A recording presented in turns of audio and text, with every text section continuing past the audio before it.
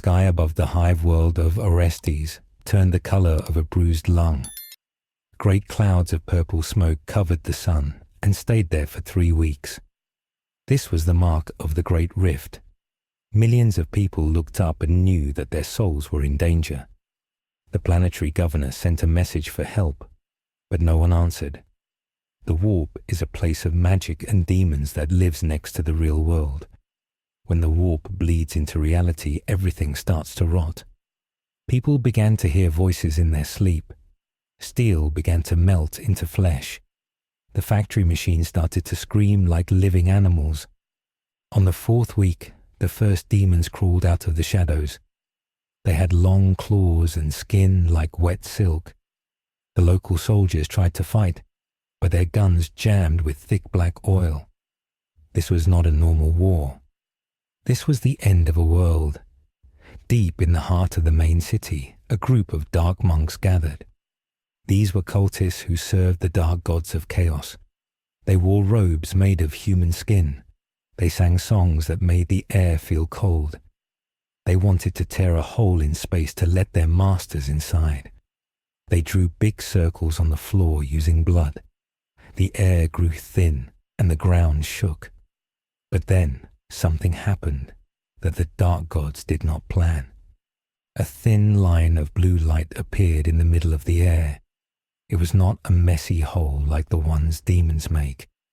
It was a perfect cut. It looked like someone had sliced the air with a very sharp knife. The cut was straight and cold. A man stepped out of the light. He wore a long blue coat. His hair was white and pushed back from his face. He held a sword in a wooden scabbard. His eyes were cold like a winter moon. He did not look afraid. He did not look like the soldiers of the Imperium or the monsters of the warp. The cultists stopped their singing. They thought he was a gift from their gods. One cultist walked forward and tried to touch the man. The man in blue did not move his body, but the cultist fell apart into 4 pieces. No one saw the sword move. The man looked at his surroundings with disgust. He saw the filth of the chaos ritual and the rot on the walls. He spoke one word, and it sounded like ice cracking. He said that this place lacked order. The demons felt his power and they did not like it. They saw a soul that was full of cold fire. To the people of the Imperium, this man was a mystery. To the demons, he was a threat. The man walked through the blood circles without getting his boots dirty. He looked at the sky and saw the purple clouds. He felt the hunger of the dark gods trying to get into his mind. He pushed them out with a single thought. He was Vergil and he was looking for more power. He did not care about the Emperor or the dark gods. He only cared about the sword in his hand and the strength in his blood. This was the start of a change that would shake the stars. The history books of the planet would later call this the Day of the Blue Shadow. Every step he took left a frost on the ground. The demons charged at him with loud screams. They used swords made of bone and fire. Vergil did not run. He stood still and waited for the first monster to reach him. When it did, the air exploded with blue sparks. The war for Orestes had changed. It was no longer a battle between men and demons. It was now a hunt for a man who could kill gods. The local defense forces watched from the tall towers. They saw the blue light flashing in the dark streets below. They saw the monsters falling like wheat before a blade. They did not know if they should shoot him or pray to him. The Imperial Church says that all aliens and mutants must die. But this man looked human, and he was killing the enemies of the throne. The leaders of the planet were confused and slow to act. Their bureaucracy made them wait for orders that would never come. While they talked, the man in blue moved closer to the center of the corruption. He wanted to find the source of the noise. He wanted to see if the gods of this world were worth his time. Every swing of his sword cut through the fabric of reality itself. He was a storm that the warp could not swallow. The Chaos Gods noticed him now. They sent their best warriors to stop him, but it was like trying to stop the tide with a spoon. The chronicle of this war was just beginning, and the ending would be written in blood. The cost of his arrival was already high, as the city burned around him. Vergil felt the weight of the sword Yamato. It was the only thing that felt real in this strange galaxy. He saw a giant statue of a man on a throne, and he did not bow. He simply kept walking into the fire. The streets of Hive Orestes were a maze of iron and sorrow.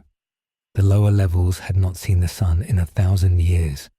Now they did not even see the artificial lights. The power was dead. Only the fires of the burning factories provided light. Vergil walked through the smoke. He did not cough. His lungs were stronger than any human. He reached a bridge that crossed a deep canyon of trash. On the other side stood a line of men in green armor. These were the soldiers of the Planetary Defense Force. They were cold and hungry. They had been fighting for 10 days without sleep. Their commander was a man named Captain Hark. He was an old man with a metal eye. He saw Vergil coming. He saw the blue coat. He saw the sword. He told his men to hold their fire. He did not know what Vergil was.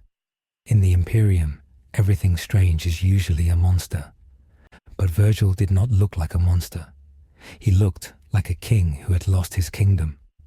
Captain Hark raised his hand. He shouted at Vergil to stop. Vergil did not stop. He kept walking with his hand on the hilt of his sword. The soldiers began to tremble.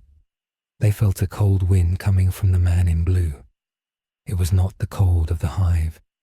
It was the cold of a grave. Hark pointed his las pistol at Vergil. He told him to identify himself in the name of the Emperor. Vergil looked at the pistol. He looked at the man. He told the captain that his laws meant nothing to him. The soldiers were shocked. No one spoke to an officer of the Imperium like that. But before anyone could pull a trigger, the ground exploded. A group of chaos cultists jumped out from the shadows of the vents. They were covered in tattoos that moved like snakes. They had chains and jagged knives.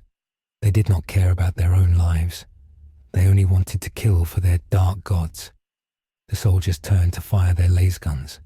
The red beams of light cut through the dark. But there were too many cultists. One soldier was pulled down and stabbed. Another was hit by a rust-colored grenade. The line was breaking. Vergil did not look interested. He started to walk past the fighting. A cultist with a heavy axe saw him. The cultist screamed a prayer to the god of blood. He swung the axe at Vergil's head. Vergil moved so fast that the human eye could not follow. He did not even draw his sword out of the sheath. He used the bottom of the wooden scabbard to hit the cultist in the throat. The sound of the bone breaking was louder than the guns. The cultist fell back into the canyon of trash. More cultists came. They saw a new target. Vergil drew his sword Yamato just 1 inch. A wave of blue energy flew out. It was a thin line that cut through the air. It hit 5 cultists at once. They did not even have time to scream. Their bodies were sliced perfectly in half. The cuts were so smooth that the blood did not even spill out right away. Captain Hark watched this with his metal eye. He had seen many things in his life. He had seen the giant tanks of the guard. He had seen the tall spires fall. But he had never seen a man move like this. He realized that this man was a weapon. Vergil kept moving toward the center of the hive. He could feel a great source of power there. It was like a giant heart beating in the dark. The cultists were gathering there to open a bigger gate for the warp. Vergil wanted that power for himself. He did not want to save the city. He just wanted to see what kind of energy this world had. As he walked, the air began to smell like ozone and burnt meat. The walls were covered in a thick purple slime. This was the influence of the warp. It was changing the metal into something else. In some places, the walls had mouths that were whispering secrets. Vergil ignored them. He had a mind that was like a fortress. The whispers of the demons could not find a way inside. He reached a large square where the factory workers used to gather. Now it was a killing field. There were piles of bodies everywhere. In the middle of the square stood a large machine. It was a teleporter that the Mechanicus had once used to move parts. Now it was covered in skulls and dark runes. A sorcerer stood on top of the machine. He wore black robes that looked like they were made of shadows. He was holding a staff made from the spine of a hero. The sorcerer saw Vergil. He laughed and the sound was like glass breaking. He told Vergil that he was too late. He said the gods of chaos already owned this world. He told Vergil to kneel and maybe he would be allowed to live as a slave. Vergil did not laugh. He did not get angry. He simply said that the sorcerer was wasting his breath. The sorcerer got angry. He pointed his staff and a bolt of purple fire shot out. It hit the ground where Vergil was standing. The explosion was huge. Smoke covered the square. The cultists cheered. They thought the man in blue was dead. But when the smoke cleared, Vergil was standing in the same spot. He had a blue shield of energy around him. It was made of many small glowing swords. He called these summoned swords.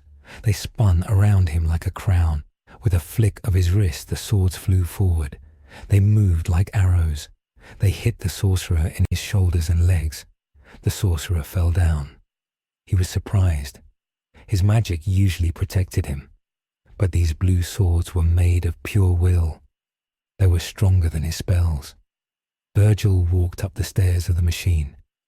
The cultists tried to stop him, but the summoned swords killed them before they could get close. Vergil stood over the sorcerer. The sorcerer was bleeding dark blood. He asked Vergil what he was. Vergil looked down at him and said he was someone seeking what was lost. He reached into the air and grabbed a handful of the purple energy coming from the machine.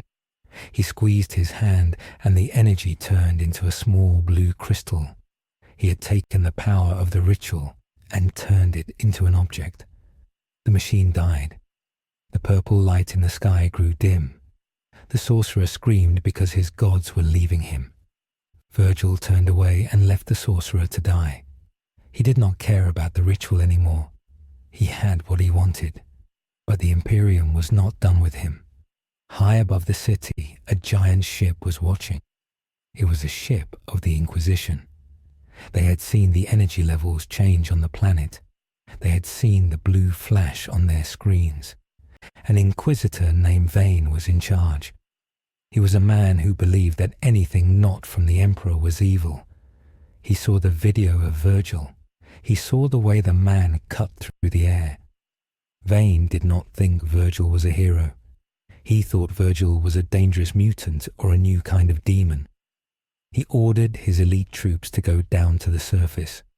He wanted Vergil captured or killed. He did not care how many soldiers died to make it happen.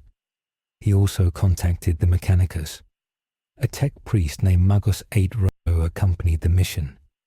The Magos was interested in the way Vergil cut the air. The Mechanicus loves ancient technology and strange powers. They thought Vergil might be using a lost kind of teleportation. They wanted his sword. They thought it was an artifact from the dark age of technology. The mission was sent in a fast drop pod. It hit the ground near the square with a loud crash.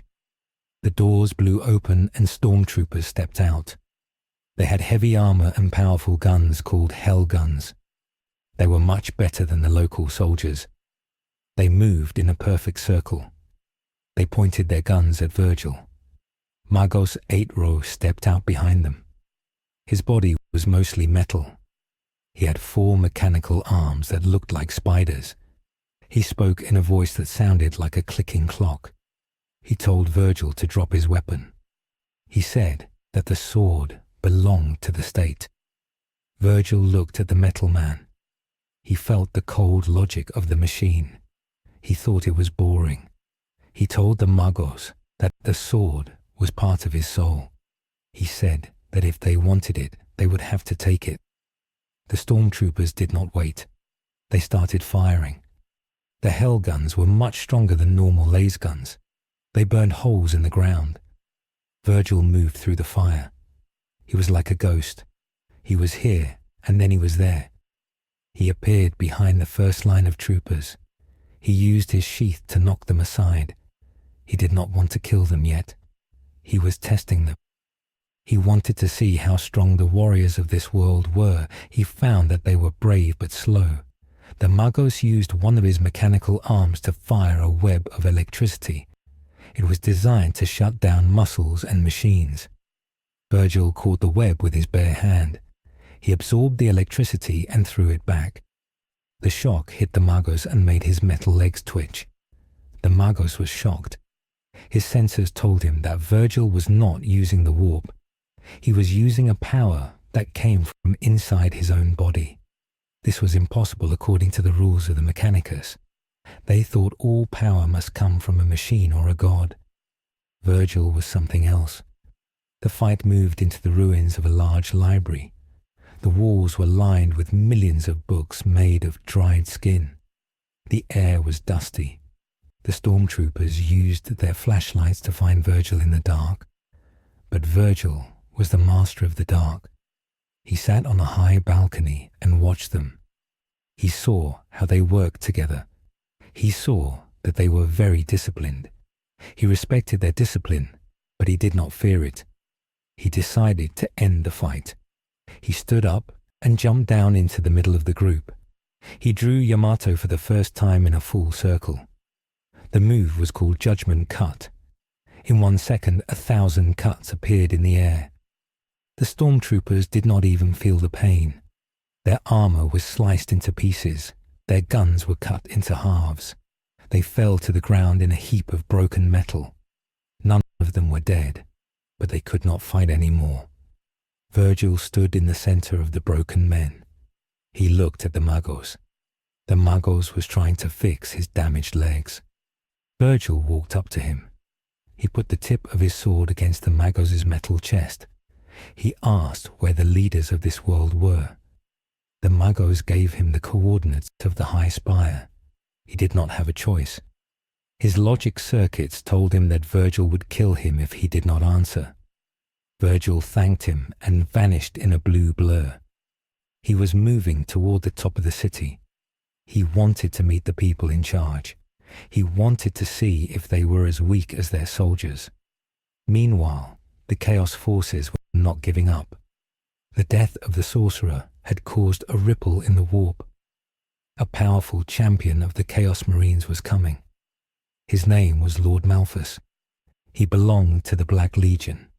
He wore thick black armor covered in spikes.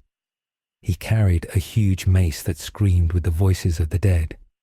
He arrived in a Thunderhawk gunship that was twisted by meat and bone. He landed in the square and saw his dead cultists. He saw the cuts on the bodies. He knew this was not the work of the Imperium. He knew a true warrior had done this. Malphus loved a good fight. He started to track Vergil's scent.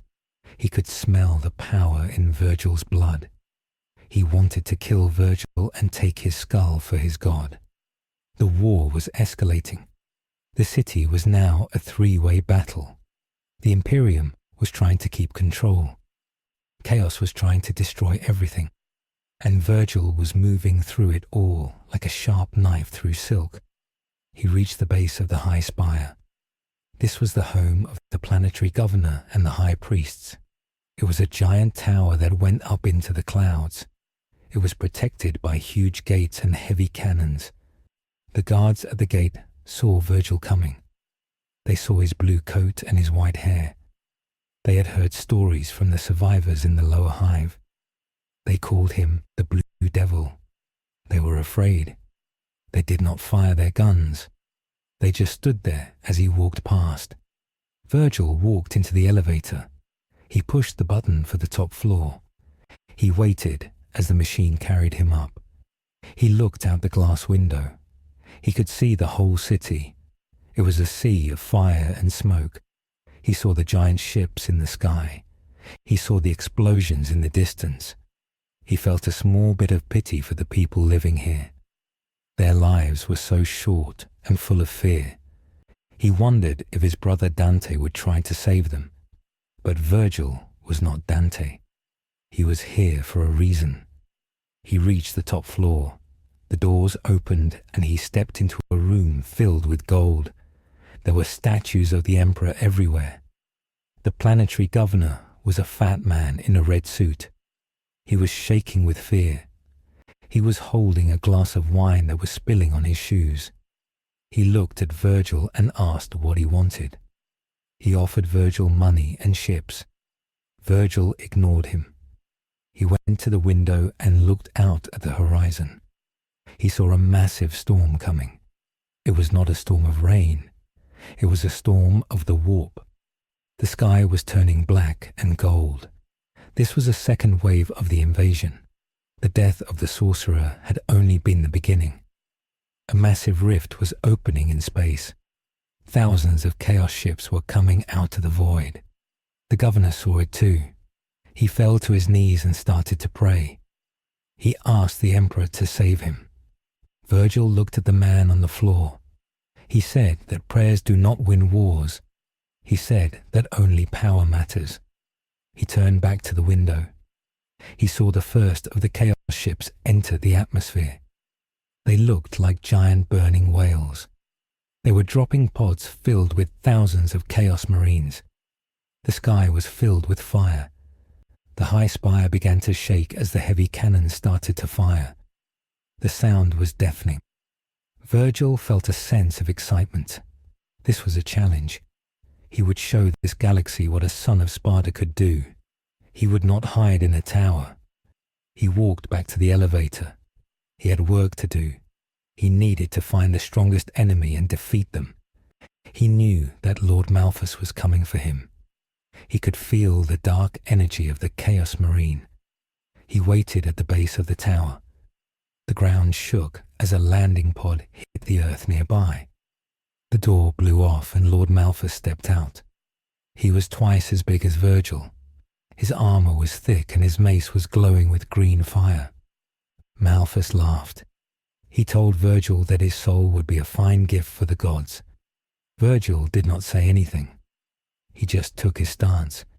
He held the scabbard in his left hand and the hilt in his right. The two warriors stared at each other. The soldiers of the Imperium watched from the walls. They did not interfere. They knew this was a fight between giants. Malphus charged. He moved surprisingly fast for someone so big. He swung his mace down with enough force to crush a tank. Vergil stepped to the side. The mace hit the ground and shattered the concrete. Vergil used the opening to strike. He drew Yamato and slashed Malphus across the chest. The blade cut through the thick power armor like it was paper. Malphus roared in pain. He had not been hurt like that in centuries. He swung his mace in a wide circle. Vergil jumped over it and landed on the head of the mace. He pushed off and kicked Malphus in the face. The Chaos Marine fell back. He was angry now. He started to use his dark magic. Green flames erupted from his body. He grew larger and his armor started to fuse with his flesh. He was turning into a demon prince.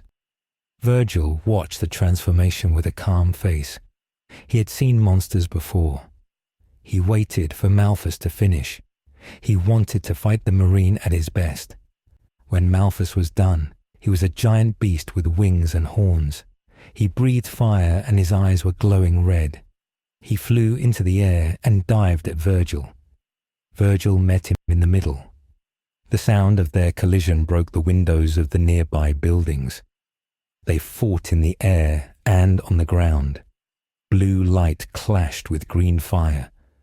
Vergil was faster, but Malphus was tougher. Every time Vergil cut him, the wounds would heal. Malphus tried to grab Vergil with his claws. Vergil used his summoned swords to pin the demon's wings to a wall.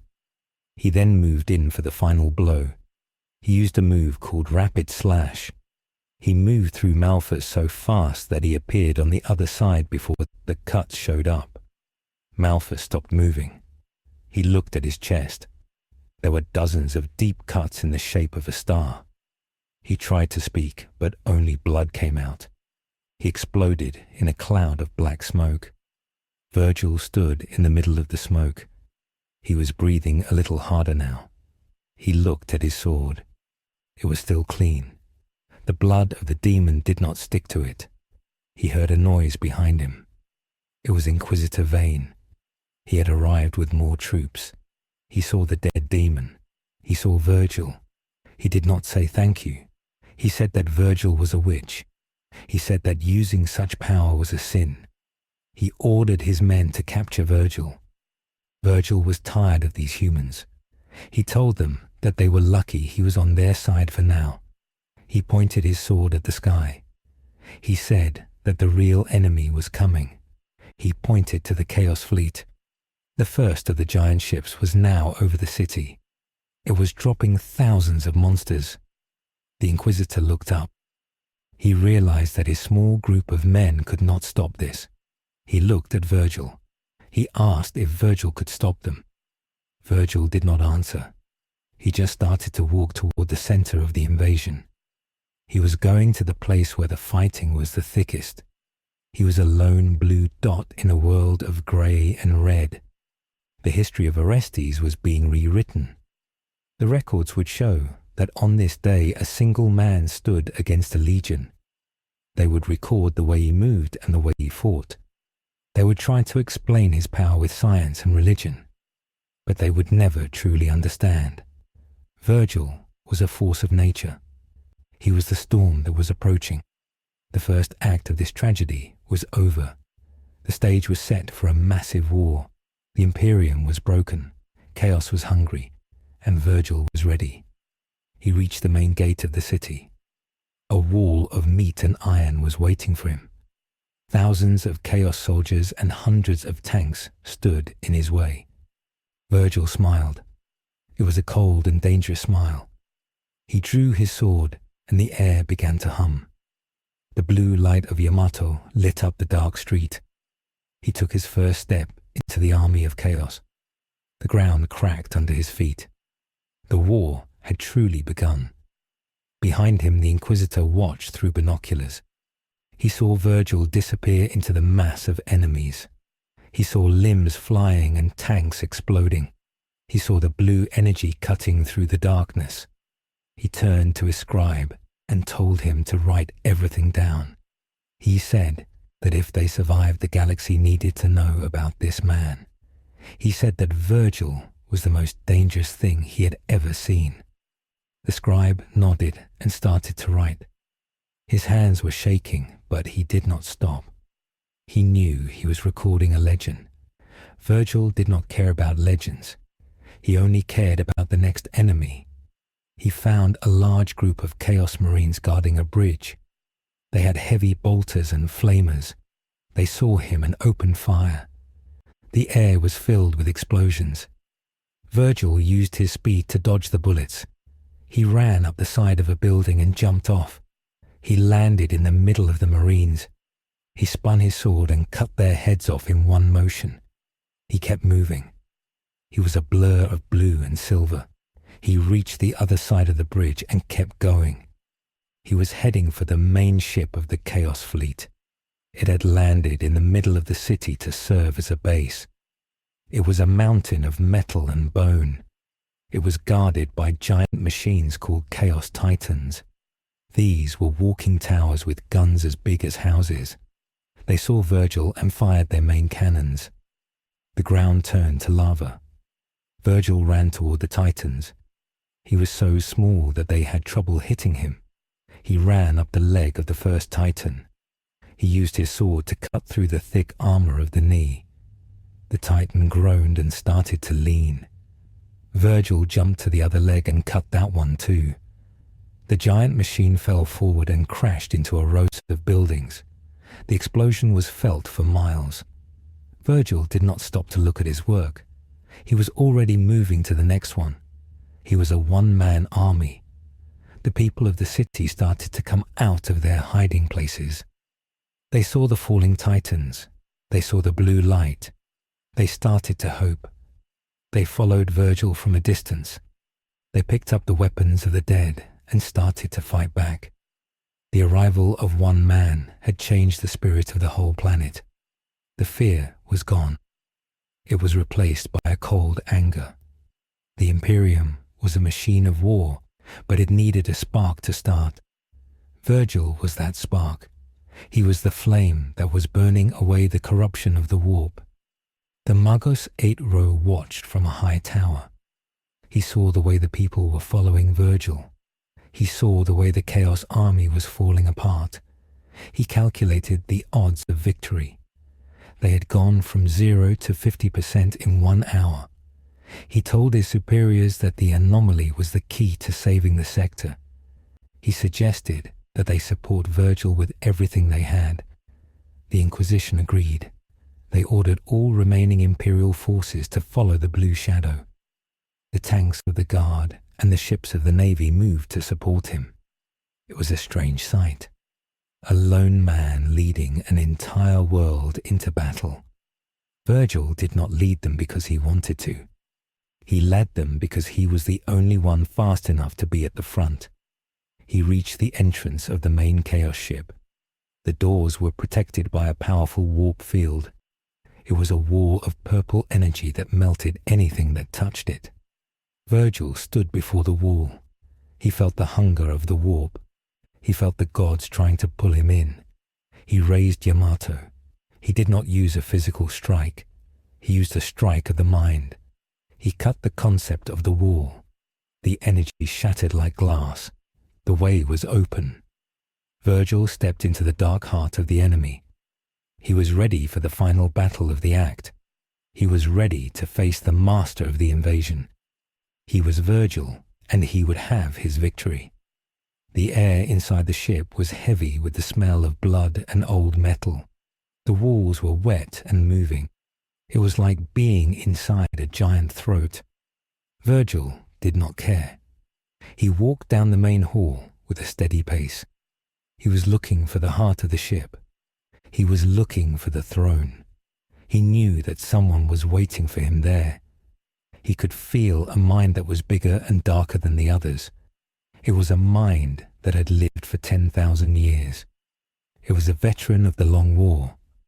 Vergil smiled again. This was exactly what he wanted. He wanted to test his strength against the best the galaxy had to offer. He was a son of a god, and he would prove it. The walls began to bleed as he walked deeper into the ship. The blood was hot and steaming. It formed into shapes of monsters that tried to bite his ankles. He ignored them. He was a master of his own body. He did not feel fear or pain like a human. He only felt the goal. He reached a giant set of doors made of black iron. They were covered in the symbols of the 4 chaos gods. They were locked with 1,000 chains. Vergil did not wait for them to open. He used his sword to cut the air in front of the doors. A portal of blue light appeared. He stepped through it and found himself in the throne rooms. It was a room as big as a cathedral. At the end of the room sat a giant man on a throne of skulls. This was the warlord of the invasion. His name was Abaddon the Despoiler. He was the master of the Black Legion. He looked at Vergil with eyes that had seen the death of worlds. He did not look surprised. He looked interested. He asked Vergil who he was. Vergil stood in the middle of the room. He looked at the giant man and the giant sword he held. He said his name was Vergil. He said he was here to take the power of this ship. Abaddon laughed. He said that power was earned through blood and fire. He stood up from his throne. He was a mountain of iron and hate. He raised his sword and the room filled with the screams of 1 billion souls. Vergil took his stance. He was ready. This was the moment that would decide the fate of Orestes. This was the moment that would change the history of the galaxy. The 2 warriors moved at the same time. The air between them exploded as their blades met. The blue light of Yamato clashed with the dark fire of the despoiler's sword. The fight was so fast that it was just a blur of colors. The room shook with every strike. This was not a fight between men. This was a fight between two different kinds of gods, and only one would walk out alive. The ground of the planet Orestes did not just shake. It began to scream as the metal plates of the Hive city twisted like wet paper. The duel inside the Chaos ship was not a simple fight, because every time Vergil's sword hit the dark blade of the warlord, the air around them shattered. These were not just physical hits, but holes being poked into the wall between reality and the hell of the warp. The warlord was a giant in black armor, and he laughed as his blood spilled, because he knew that the more they fought, the more the world would break. Vergil noticed this, but he did not stop. He believed his will was stronger than the madness of the warp. He moved like a blue bolt of lightning and cut the warlord 100 times in a single breath. The giant fell back, and his black ship began to tilt toward the earth. This was the start of the first real catastrophe. The ship was the size of a mountain, and it was falling directly onto the most crowded part of the Hive city. Millions of people looked up and saw a second sun made of fire and rotting iron coming down at them. There was no time to run. There was no time to pray. When the ship hit the city, the sound was so loud that it killed everyone within 3 miles just from the pressure. A giant cloud of dust and fire rose 10 miles into the air. The tall towers of the Hive, which had stood for 10,000 years, fell down like toys. This was not a controlled strike. It was a hammer hitting an egg. Vergil jumped from the falling ship just before it hit the ground. He landed in the middle of a burning street. His blue coat was covered in ash, but he was not hurt. He looked around and saw the true face of war in this galaxy. The impact had cracked the crust of the planet. Hot lava started to bubble up from the sewers. The purple sky turned a deep red. But the fire was not the worst part. The impact had destroyed the ancient machines that kept the warp out. Now the demons were not just coming through small holes. They were walking through doors that were wide open. Thousands of monsters with many eyes and teeth like saws flooded the streets. They did not just kill people. They ate their souls and turned their bodies into puppets. Vergil stood in the middle of this nightmare. He saw a group of children hiding under a broken tank. A demon with wings of skin dived at them. Vergil did not think about being a hero, but he hated the messy way the demons hunted. He flicked his wrist and a summoned sword flew through the air. It hit the demon in its throat and turned it into blue dust. The children did not say thank you because they were too scared to move. Vergil ignored them and looked toward the center of the crash. He could see a glowing green light coming from deep under the ground. This was something new. It was not the purple fire of chaos or the red light of the fires. It was a cold and steady green. Deep under the city, the Necrons were waking up. The Necrons are ancient machines that used to be living people millions of years ago. They had been sleeping under the Hive for a long time. They hated the warp and they hated the living. The crash of the Chaos ship had damaged their tombs. Now they were coming out to clean the planet. They did not care about the humans or the demons. They saw everything as a bug that needed to be stepped on. Long columns of silver soldiers marched out of the cracks in the earth. They carried guns that fired green lightning. When the lightning hit a person, they did not just die. They were erased. Their skin and bones were turned into tiny particles until nothing was left. The war was now a three-way battle. The Chaos forces wanted to turn the planet into a hell. The Necrons wanted to turn the planet into a graveyard. The humans were caught in the middle with no hope of winning. Captain Hark was still alive, but he was bleeding from his ears. He looked at his map and saw that half of the city was gone. His soldiers were running out of bullets. They were using their bayonets to fight monsters that did not feel pain. He tried to call for more ships, but the air was too thick with radiation and magic. He saw the silver machines coming from the left and the demons coming from the right. He told his men to fix their bayonets and prepare to die for the Emperor. It was a brave choice, but it was a useless one. Vergil saw the Necrons, and he saw their technology. He realized that their green fire was a very high form of power. He wanted to know how it worked. He moved toward the Necron line. The silver soldiers did not feel fear. They saw Vergil and fired their green guns. Vergil swung Yamato and blocked the lightning. The green energy hit the blade and slid off like water. He was the first person the Necrons had ever seen who could block their shots with a piece of steel. A Necron lord stepped forward. He wore a gold cape made of metal scales. He held a staff that hummed with the power of a star. He spoke in a language that sounded like grinding rocks. Vergil did not understand the words, but he understood the threat. He pointed his sword at the Lord. He told the machine that his time was over. The fight was fast and brutal. The Necron Lord could teleport short distances, but Vergil was faster. Every time the Lord reappeared, Vergil was already there waiting for him. He cut off the Lord's metal arms and then his head. But the Necrons do not die like humans. The body of the Lord started to glow with a bright green light. It was fixing itself. The metal parts flew back together and the Lord stood up again. Vergil realized that he could not just cut them. He had to destroy them completely. He tapped into his own inner power. He let out a small part of his demon form. His eyes turned red and a blue aura flared around him. He struck the ground and a giant wave of energy destroyed every Necron in the street. Their metal bodies were melted into liquid. This cost Vergil a lot of energy. He felt a sharp pain in his chest. He was not a god, and this world was starting to wear him down. He needed to find a place to rest, but there was no rest on Orestes. The Inquisition was also making a choice. Inquisitor Vane was back on his ship in orbit. He saw the Necrons waking up.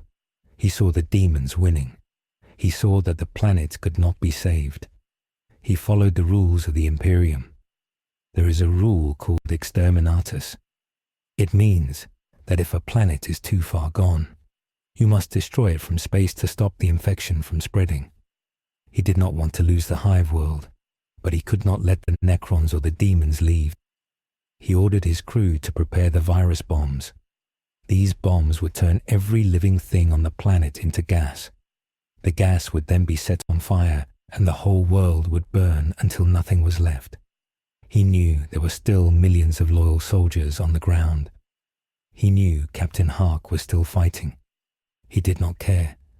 To the Inquisition, one planet is a small price to pay for the safety of the galaxy. The Magos 8 Row tried to stop him. He said that the technology of the man in blue and the Necrons was too valuable to destroy. He wanted to study them. But Vane was a man of faith, not a man of science. He told the Magos that knowledge is a path to damnation. He pushed the button to start the countdown. On the ground, Vergil felt a change in the air. He looked up and saw the Imperial ships moving into a new formation. He had seen this before in other worlds. He knew the sky was about to fall. He also felt a new presence. It was a cold hunger that came from the void. The Tyranids were coming. The Tyranids are a race of monsters from outside the galaxy. They travel in giant living ships and they eat everything. They are drawn to big wars and large amounts of psychic energy. The battle on Orestes was like a dinner bell for them. The first of their spores began to fall from the sky. They looked like giant fleshy seeds. They hit the ground and opened up to reveal creatures with 6 legs and teeth like razors. Now the war had 4 sides. It was a strategic mess. The demons fought the Necrons. The Necrons fought the Tyranids. The Tyranids ate the humans. And everyone was trying to kill Vergil. Vergil found himself at the edge of a massive crater. He saw a squad of Space Marines from the Ultramarines chapter landing nearby. They were the elite warriors of the Imperium. They wore blue armor, and they were 9 feet tall. They were led by a captain named Severus. Severus saw Vergil and saw the sword. He knew the legends of ancient blades. He told his men to form a circle around Vergil. He did not shoot yet. He asked Vergil if he was a servant of the Emperor. Vergil looked at the giant soldiers. He saw their discipline and their strength. He told them that he served no one but himself. Severus did not like that answer, but he saw the Tyranids closing in. He told Vergil that they would fight together or die alone. Vergil did not agree to be their friend, but he did not kill them. They stood back to back as the swarm of monsters hit them. The Space Marines fired their bolters. The explosive shells turned the Tyranids into green soup. Vergil moved between the Marines like a needle through cloth.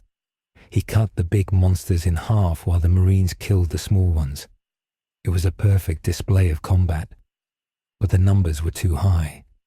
For every Tyranid they killed, 10 more came out of the shadows. The air was thick with the smell of acid and blood. One of the Space Marines was pulled down by a giant beast with crushing claws. He set off his grenades to kill the beast and himself. Vergil saw this and felt a strange respect. He had never seen humans who were so ready to die for a cause. He realized that the humans of this world were not just weak bugs. They were a race of warriors who had been fighting a losing war for thousands of years. But respect does not win a battle against 1,000,000 monsters. The ground gave way under them. A giant Tyranid called a Morlock burst out from the dirt. It swallowed 2 more Marines in one bite. Vergil jumped onto the Morlock's back. He drove Yamato deep into its brain. The beast thrashed around and crashed into a building. Vergil stood on top of the dead monster and looked at the sky. He saw the first of the Inquisition's virus bombs falling. They looked like small silver dots. He knew that when they hit, the air would turn to poison. He turned to Severus and told him to get his men to the underground bunkers. Severus said the bunkers would not stop the virus. Vergil looked at his sword. He had an idea. It was a dangerous idea, but it was the only way. He told the Marines to stand close to him. He began to spin Yamato in a circle. He was not cutting flesh. He was cutting the air. He was trying to create a bubble of space that was separate from the rest of the planet. He was trying to make a small pocket of reality that the virus could not enter. The effort was massive. His skin began to crack, and blue light leaked out of his eyes. The virus bombs hit the upper atmosphere. A green mist began to spread across the world. Everything it touched melted. The plants died in seconds. The birds fell from the sky. The demons screamed as their physical forms were rotted away. The Tyranids tried to run, but they were turned into sludge. The Necrons stayed standing because they were made of metal, but their senses were blinded by the heat. The green mist reached the crater where Vergil and the Marines were. Vergil roared and pushed his power to the limit. A dome of blue energy formed over them. The mist hit the dome and hissed. It was like acid hitting a shield. Inside the dome, the air was clean, but it was very cold. The Space Marines watched in silence. They were seeing a miracle or a curse. They did not know which. Vergil fell to his knees. The sword was shaking in his hand. He was holding back the death of a world with nothing but his mind. Outside the dome, the city was burning. The gas had been ignited. A giant wall of fire swept across the planet. It was a storm of fire that lasted for 3 days. When it was over, the surface of Orestes was a flat sheet of black glass. There were no trees. There were no buildings. There were no people.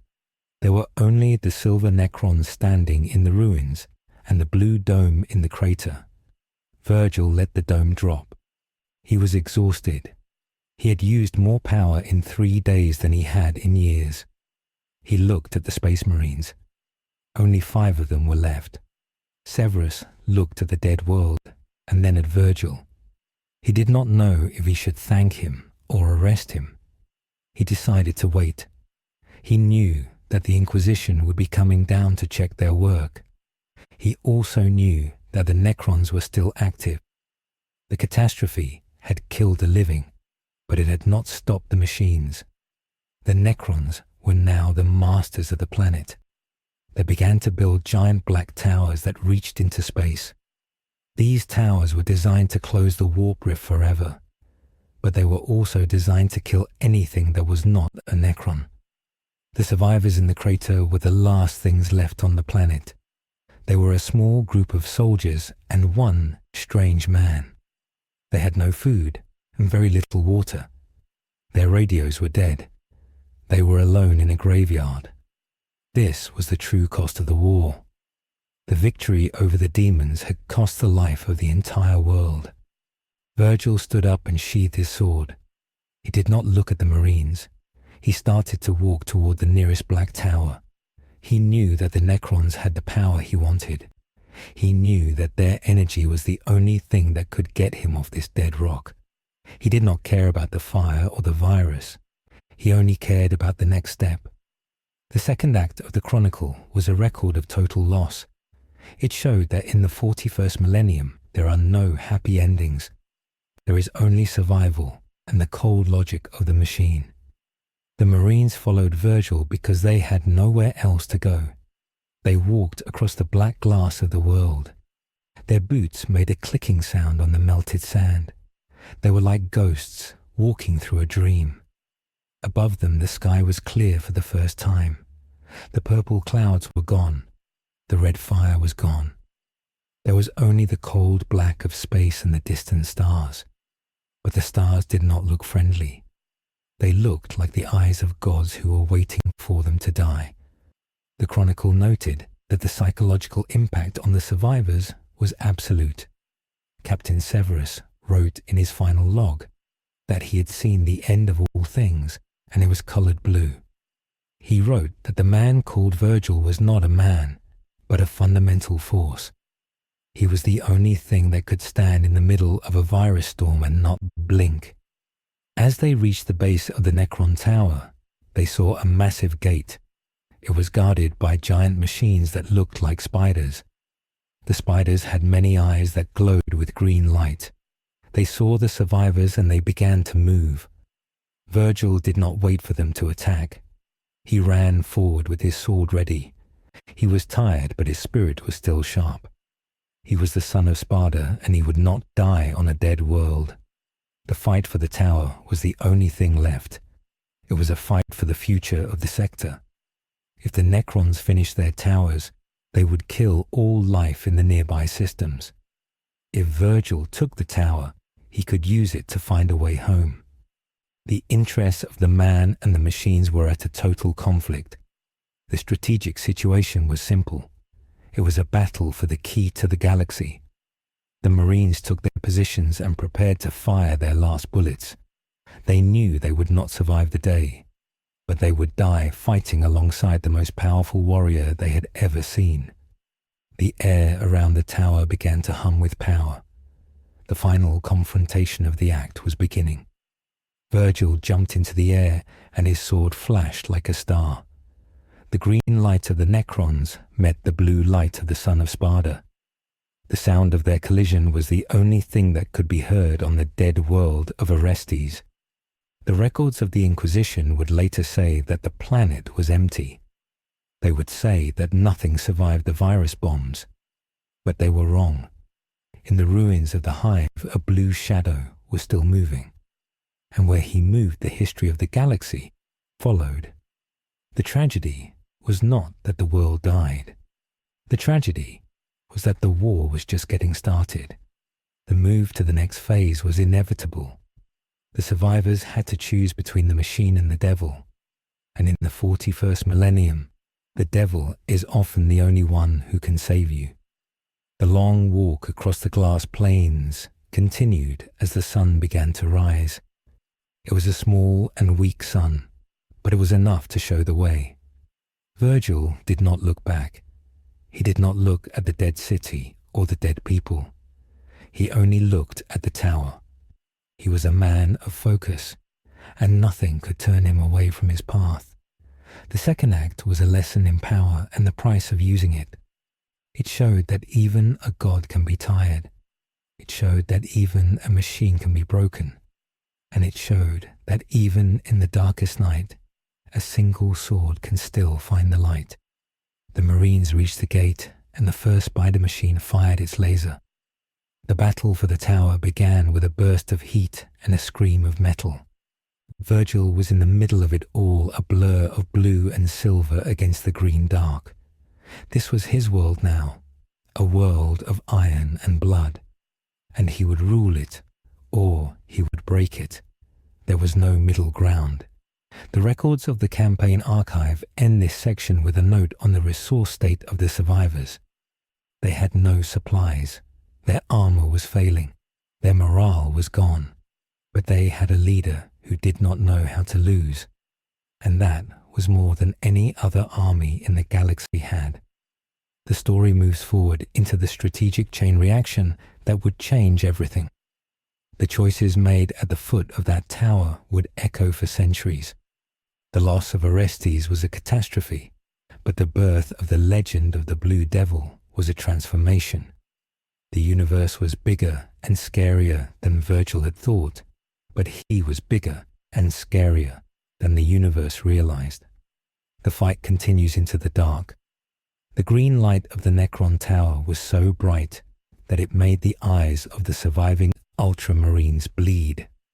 They stood at the base of the massive black structure and felt the ground hum with a power that was older than their entire race. Captain Severus looked at his remaining men and saw that their armor was pitted and cracked. They were running out of air, and the radiation from the Necron weapons was starting to fail their internal organs. Vergil did not seem to notice the heat or the light. He walked toward the giant gate of the tower with his hand on his sword. The gate was made of a metal that looked like liquid shadow. It did not have a handle or a lock. It was a solid wall of iron. Vergil stopped and looked at the surface of the metal. He could see his own reflection, but it looked twisted and wrong. The machines of the Necrons were trying to scan his soul. A group of silver machines that looked like giant beetles flew out of the walls. These were called scarabs. They had tiny legs that could cut through power armor like a saw. Thousands of them covered the ground in a carpet of clicking metal. Captain Severus ordered his men to fire their last flamers. A wall of blue fire hit the scarabs, but more just kept coming over the bodies of the dead ones. Vergil did not move until the first scarab reached his boot. Then he drew Yamato in a circle around his feet. The circle was so fast it looked like a ring of blue glass. Every scarab that touched the ring was cut into tiny pieces. Vergil did not stop there. He pointed his sword at the gate and thrust it forward. The tip of the blade did not hit the metal. It cut through the logic of the door itself. The space where the gate stood simply stopped being there. A hole appeared that led into a dark hallway. Vergil walked inside, and the Marines followed him because they had no other choice. Behind them, the sky was falling. The Inquisition ships in orbit were firing their big guns at the Necron towers across the planet. Each shot was like a nuclear bomb hitting the ground. The shock waves made the tower shake and dust fell from the ceiling. Severus told his men to keep their eyes moving. He knew that the Necrons did not just leave their homes empty. From the shadows of the hallway, a group of elite Necron warriors stepped out. These were called Immortals. They were larger than the normal silver soldiers, and they carried heavy guns that fired 2 beams of green lightning at once. The first volley of fire hit the walls and turned the stone into gas. Vergil moved before the second volley could fire. He did not run on the floor. He ran on the walls. He was moving so fast that the Necron sensors could not lock onto him. He reached the first Immortal and took its head off with a backhand swing. He used the body of the machine as a shield against the next shots. The Marines used the distraction to move forward. They fired their bolters into the joints of the Necron armor. The heavy shells exploded and sent metal parts flying everywhere. But the Necrons were fixing themselves as they fought. Severus saw a metal arm crawl across the floor and reattach itself to a body. He realized that they had to destroy the power source of the tower or they would never win. Vergil felt the power source too. It was deep below them. It was a giant heart made of a captured star. The Necrons used these stars to power their machines and their ships. Vergil wanted that star. He began to descend into the lower levels of the tower. The air grew colder and the green light grew darker. They reached a massive chamber that was filled with rows of metal boxes. Inside the boxes were millions of sleeping Necrons. This was a tomb world. The tower was just the tip of a giant underground city. If all these machines woke up, they would be able to conquer the entire sector in a week. Severus felt a deep fear in his chest. He was a brave warrior, but he knew that the Imperium was not ready for a full Necron war. He told Vergil that they had to stop the waking process. Vergil did not care about the sector. He only cared about the energy. He found the main control bridge of the tower. In the center of the room was a giant crystal that was glowing with the power of the sun. It was held in place by beams of black light. A Necron overlord stood in front of the crystal. He was a king of the machines. He wore a cape of gold and held a staff that was 6 feet long. The overlord spoke in a voice that was recorded millions of years ago. He told the intruders that they were standing in a sacred place. He said that the living were a mistake that the Necrons would soon fix. Vergil did not wait for the speech to end. He was not a man of words. He summoned a dozen blue swords in the air and sent them flying at the overlord. The Machine King raised his staff and a shield of green light blocked the swords. The impact caused a wave of energy that knocked the Marines off their feet. The overlord then pointed his staff at Vergil. A beam of white light shot out. Vergil moved his head just in time. The beam hit a pillar behind him, and the pillar vanished. This was the most dangerous weapon Vergil had ever seen. He knew that if he was hit once, the fight would be over.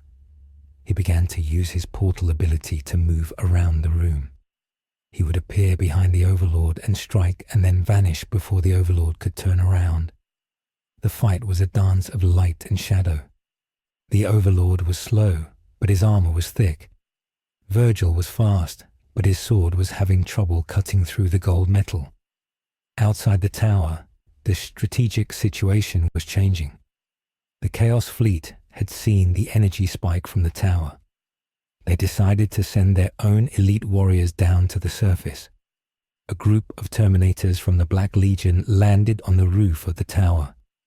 These were giant humans in the heaviest armor possible.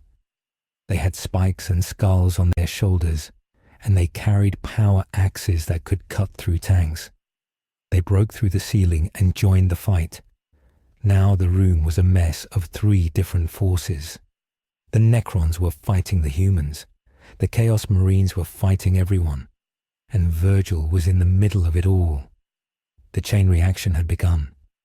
Every shot fired inside the room was hitting the machines that kept the captured star stable. The walls began to crack and red light started to leak out of the floor. The star was starting to break free. If the star exploded, it would destroy the entire planet and the ships in orbit. Severus shouted at his men to retreat. He saw that the situation was out of control. But Vergil did not retreat. He saw the star, and he saw the potential for more power. He jumped onto the crystal. He felt the heat of the star burning his skin. He did not let go. He drove Yamato into the center of the crystal. The sound of the impact was like a mountain breaking. A wave of blue and gold light exploded from the tower. This was the strategic turning point. The energy from the star did not just explode. It was funneled through Vergil's sword. He was acting like a lightning rod for the power of a sun. His body began to change. His skin turned white and his hair stood up. He was absorbing the energy of the Necrons and turning it into his own. The Necron overlord screamed in a digital voice. He saw his god being eaten by a mortal. He tried to strike Vergil with his staff, but the blue energy was too strong. The overlord's metal body began to melt. The Chaos Terminators were blown back by the wind. They tried to hold their ground, but their armor was stripped away by the raw power. Up in space, Inquisitor Vane saw the light on his sensors. He thought the planet was finally dying. He was happy. He thought his job was done. But then he saw that the light was not red like fire. It was blue, and it was moving. The energy from the tower was shooting up into the sky in a solid beam. It hit the main Chaos ship and tore it in half. Then it hit the Inquisition ship and disabled all its systems. The beam of light was a message to the whole galaxy. It told everyone that something new had arrived. The Necron towers across the world started to sink back into the ground. Their power had been stolen. The sleeping machines stayed asleep. The threat of a full Necron waking was stopped, but the cost was the birth of something even more dangerous. Vergil stood in the center of the ruins. The tower was gone. The Overlord was gone. The Chaos Marines were gone. Only the Ultramarines were left, and they were hiding behind a pile of rubble. Vergil looked at his hands. They were glowing with a soft blue light. He felt stronger than he ever had before. But he also felt a great hunger. The energy of the star was not enough. He needed more. He looked up at the sky and saw the hundreds of other planets in the system. He knew that each one of them had power. He knew that the galaxy was full of these stars. The strategic reality was now clear. Vergil was no longer just a survivor. He was a predator. He turned to Captain Severus. The Marine was looking at him with horror. Severus realized that they had not been saved by a hero. They had been saved by a monster who was bigger than the ones they were fighting. Vergil did not kill the Marines. He needed them to show him how to use the ships in the sky. He told them to get up. He told them that they were going to the stars. The Marines obeyed because they had no will left. They were broken by what they had seen. This was the moral fracture of the story. The heroes of the Imperium were now the servants of a demon prince. They walked out of the crater and toward the remaining Inquisition shuttle. The air was still poisoned by the virus, but the blue light around Vergil protected them. As they flew away from the planet, Vergil looked down at the black glass of Orestes. He saw the fires still burning in the distance. He saw the wreckage of the giant ships. He did not feel sad. He felt a sense of clarity. The galaxy was a place of chaos and weakness. It needed a new order. It needed his order. The ship entered the void and joined the broken fleet. The sailors on the Inquisition ship were panicking. They saw the shuttle coming, but they could not fire their guns. Their computers were dead. Vergil stepped onto the bridge of the flagship. He looked at Inquisitor Vane. The Inquisitor tried to pull his pistol, but Vergil was already across the room. He took the pistol and crushed it in his hand. He told the Inquisitor that he was now in charge of the fleet. The Inquisitor asked by what authority. Vergil showed him the sword. He said that power was the only authority that mattered. This move changed everything for the sector. The Inquisition fleet was now a rogue force. They were not serving the Emperor anymore. They were serving the Blue Shadow. The news of this event began to spread through the warp. The other Chaos Gods noticed. They saw that their plaything had been taken away. They sent a new wave of demons to find Vergil. But this time they were not sending small monsters. They were sending the great unclean ones and the bloodthirsters. These were the generals of the warp. They were as big as buildings and they could eat worlds. The strategic chain reaction was now pulling in the highest powers of the universe. The war for one planet had become a war for the soul of the galaxy. Vergil sat in the captain's chair of the flagship. He ordered the fleet to move toward the nearest fortress world. He wanted to gather more men and more machines. He knew that the Necrons would be coming back for their star. He knew that chaos would be coming back for revenge. He began to plan. He used the logic of the Mechanicus and the tactics of the Space Marines to build a new kind of army.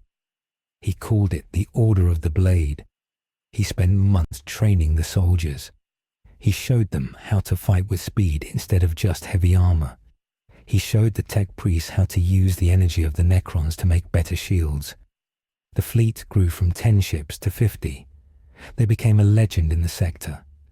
People called them the Ghost Fleet. They would appear out of nowhere and destroy a Chaos Warband or a Tyrannid Hive ship, and then disappear before the official Imperial Navy could arrive.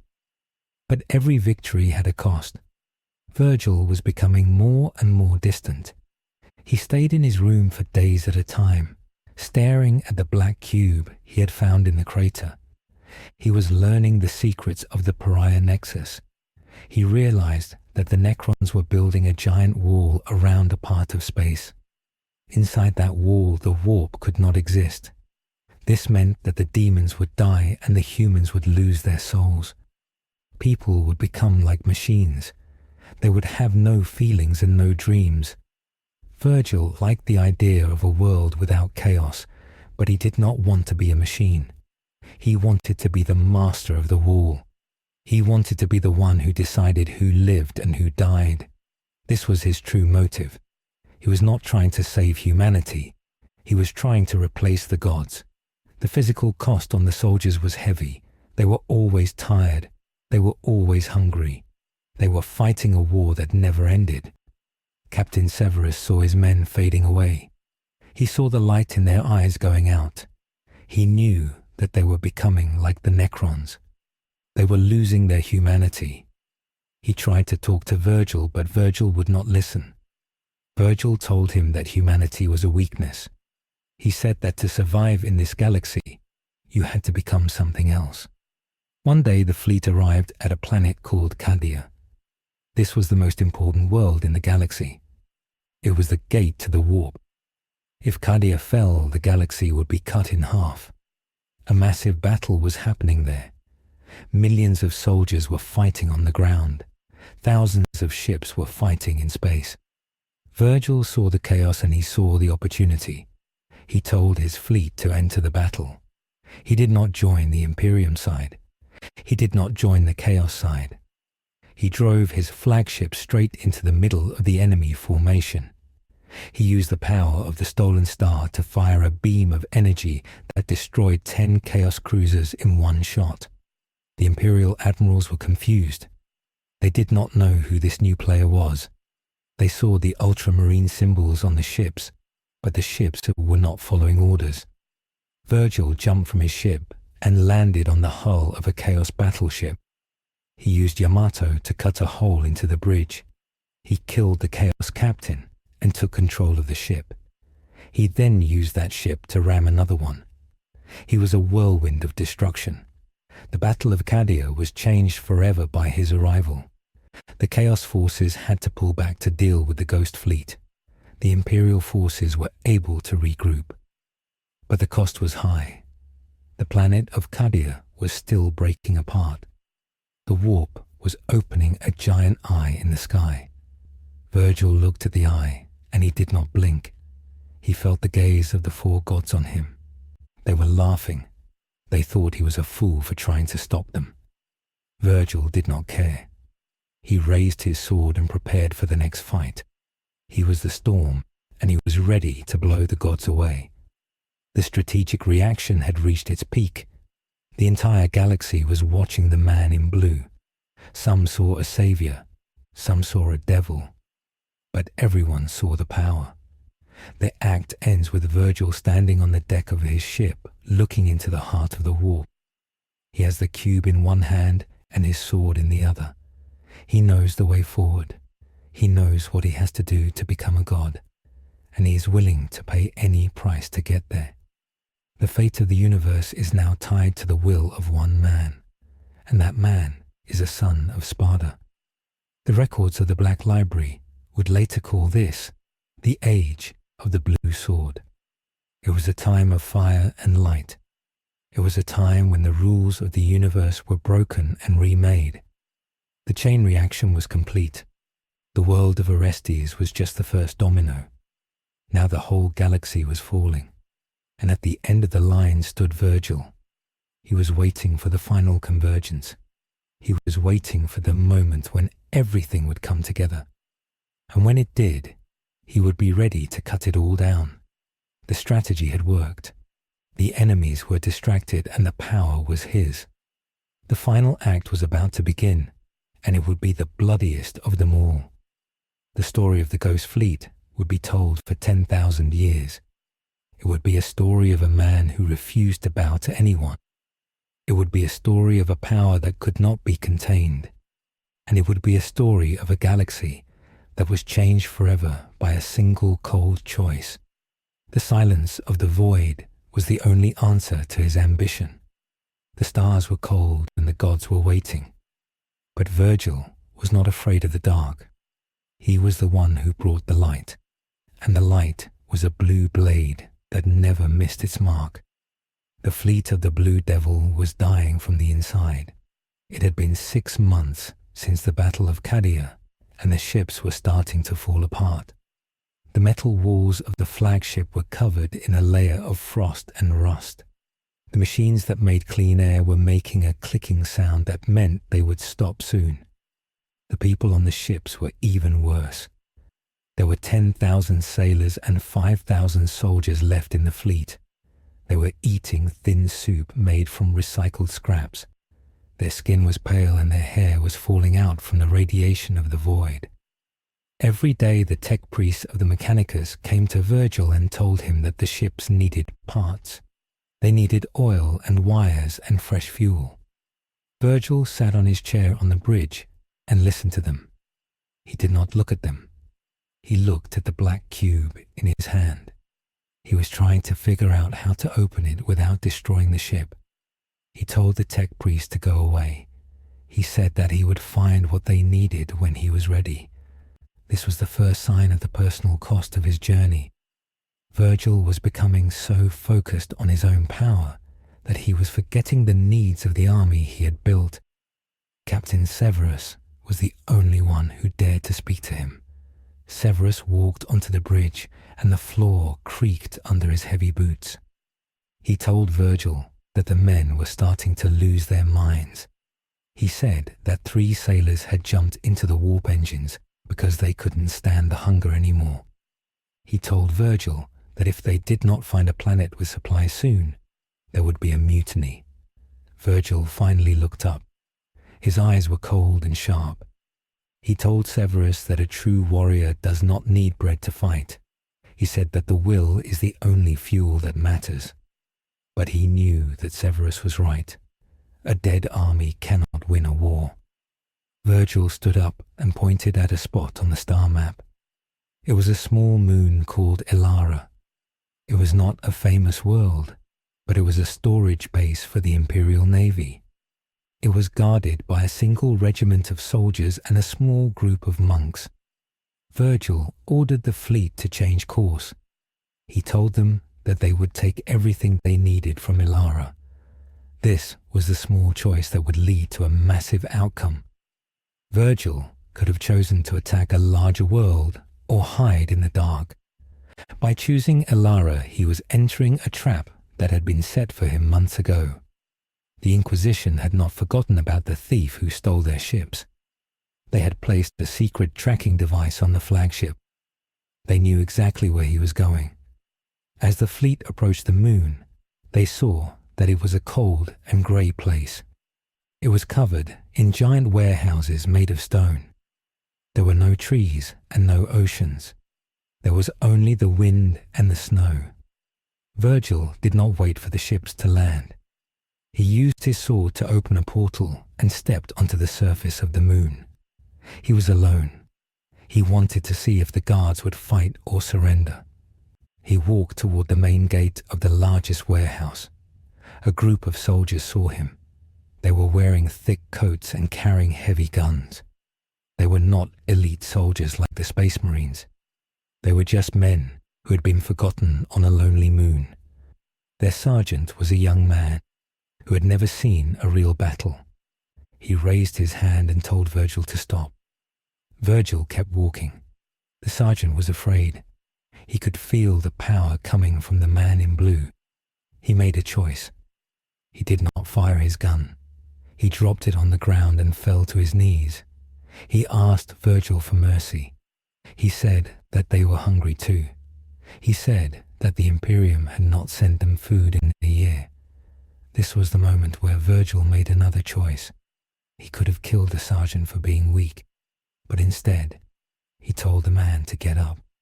He told the sergeant that if he opened the gates, the men on the moon would be allowed to join his fleet.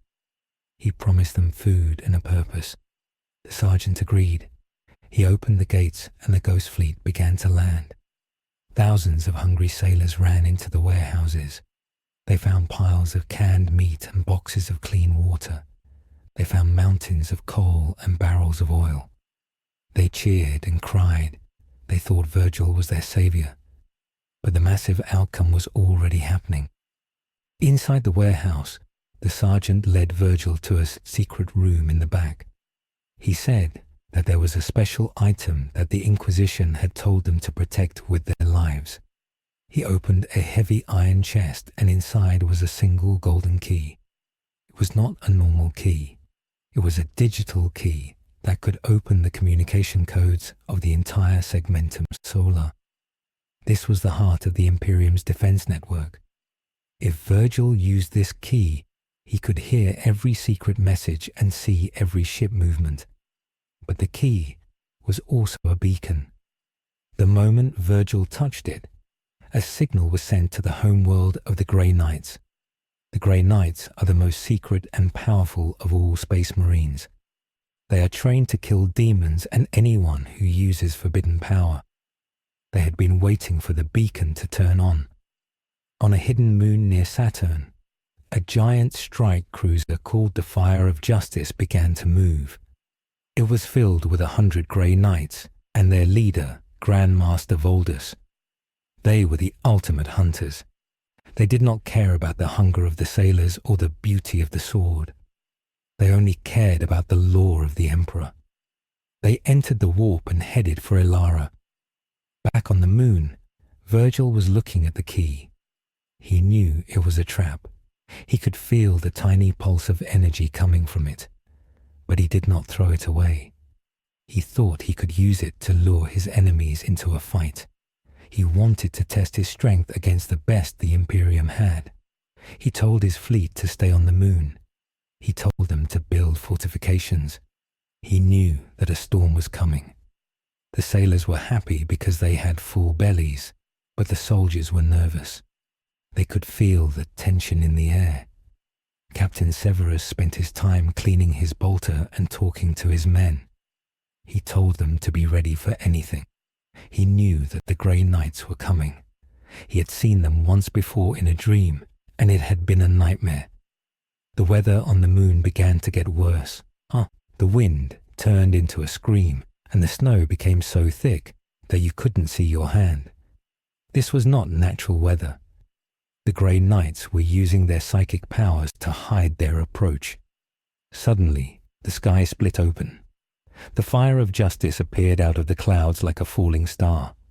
It did not land gently. It crashed into the middle of the warehouse district.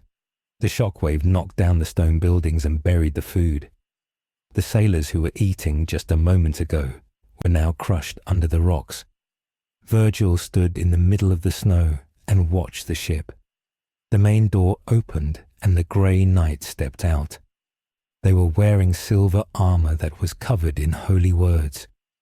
Their swords were glowing with a soft white light. They did not shout or run. They moved in a perfect line. Grand Master Voldus was at the front. He was a giant man with a hammer that was bigger than a human. He looked at Vergil and said that his crimes were too many to count. He said that the sword Yamato was an abomination that must be broken. Vergil laughed. It was the first time his men had heard him laugh, and it was a scary sound. He told Voldus that the only thing that would be broken today was the silver armor of the knights. He drew his sword, and the blue light met the white light of the hammer. The battle began with a roar. The grey knights fired their storm bolters. The explosive shells hit the ground around Vergil, but he was moving too fast to be hit. He was a blue blur in the white snow. He reached the first line of knights and swung his sword. The silver armor was strong, but Yamato was stronger. The blade cut through the shoulder of a knight and sent his arm flying. The knight did not scream. He tried to punch Vergil with his other hand.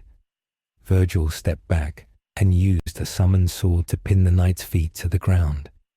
Then he moved on to the next one. The fight was not easy. The Grey Knights were not like the cultists or the normal soldiers. They were psychics. They could see where Vergil was going to be before he got there.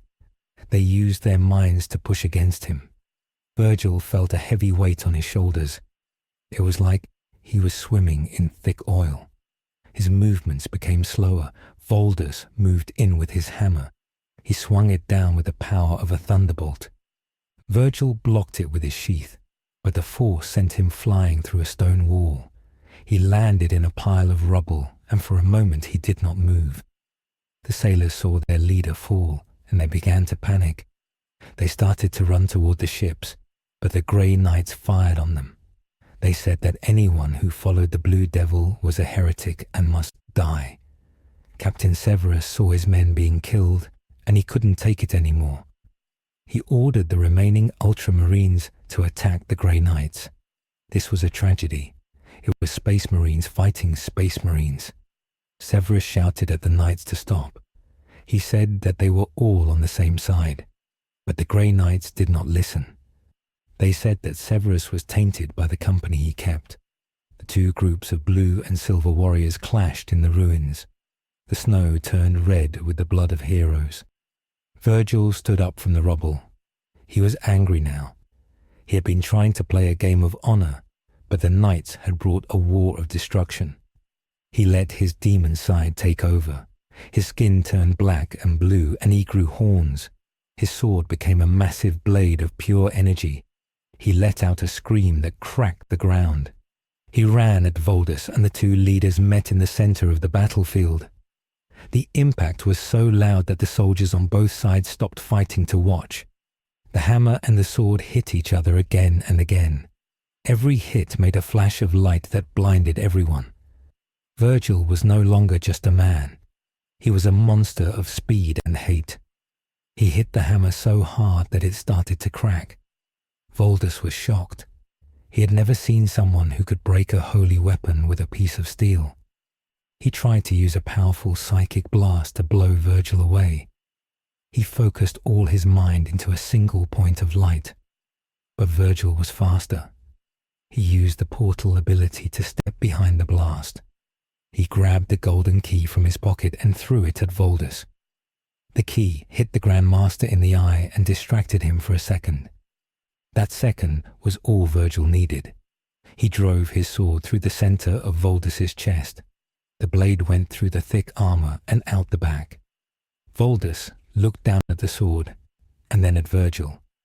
He said that the Emperor would never let a devil rule his galaxy. Then he fell down dead. The remaining Grey Knights saw their leader fall, and they knew they could not win. They did not run. They formed a circle around the body and fought until the last man was killed. It was a victory for Vergil, but it was a hollow one. His fleet was destroyed. Most of his sailors were dead. His food was buried under the ruins. He was back where he started, but with more enemies. The massive outcome of his choice to go to Alara was that the Imperium now knew he was a threat to the highest levels of government. They would not send small ships anymore. They would send an entire crusade. Vergil stood over the bodies and felt the fatigue of the war. He looked at his hands and saw that they were shaking. The power was there, but his body was starting to fail him. He was a son of a god, but he was in a universe that hated everything he stood for. He turned to Severus, who was bleeding from a wound in his side. He told the captain to get the survivors onto the flagship. He said that they were leaving the moon. Severus asked where they were going. Vergil looked at the golden key in his hand. He said that they were going to the one place where they could find the ultimate power. He said they were going to Terra. The captain was horrified. No one attacks Terra. It is the most defended place in the galaxy. But he saw the look in Vergil's eyes, and he knew that there was no arguing. They boarded the ship and left the dead moon behind. As they flew away, Vergil used the key to listen to the radio. He heard the voices of the High Lords. They were talking about him. They were calling him the Great Traitor. They were ordering every ship in the galaxy to find him. Vergil smiled.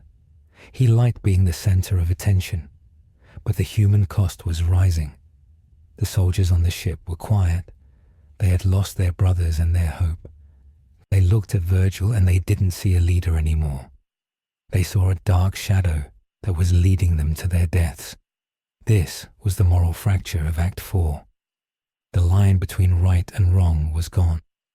Vergil was fighting the monsters of the warp, but he was becoming a monster himself.